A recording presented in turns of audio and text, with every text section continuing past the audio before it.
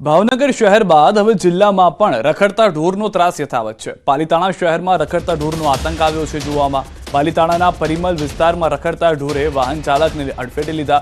વાહન ચાલક મહિલા સહિત બેને ઈજાઓ પહોંચી છે। સારવાર અર્થે હોસ્પિટલ ખસેડવામાં આવ્યા છે। રખડતા ઢોરે વાહન ચાલકને અડફેટે લીધેલાના દ્રશ્યો સીસીટીવી કેમેરામાં કેદ થયા। નગરપાલિકા દ્વારા રખડતા ઢોરને પાંજરે પૂરવામાં આવે તેવી લોક માંગ ઉઠી છે।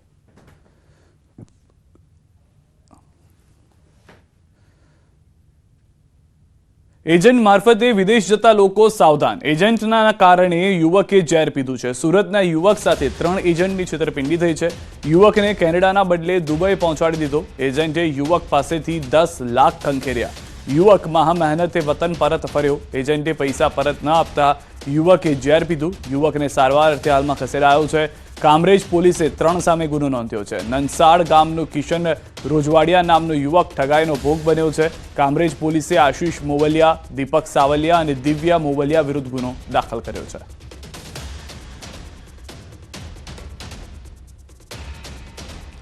नवसारीथी समाचार। गणदेवीना भाटा गामे शाळानी ताळाबंधी। 1.5 વર્ષથી आचार्य नहीं मळता ताळाबंधी कराई छे। 175 विद्यार्थीओ धरावती शाळा आचार्य वगर चाले छे।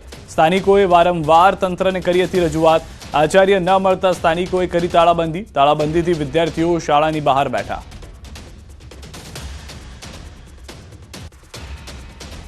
राज्यમાં સરકારી શાળાઓમાં શિક્ષકની ઘટને લઈને વારંવાર પ્રશ્નો સામે આવતા હોય છે, પરંતુ નવસારી જિલ્લામાં કંઈક અવળી ગંગા વહી રહી છે।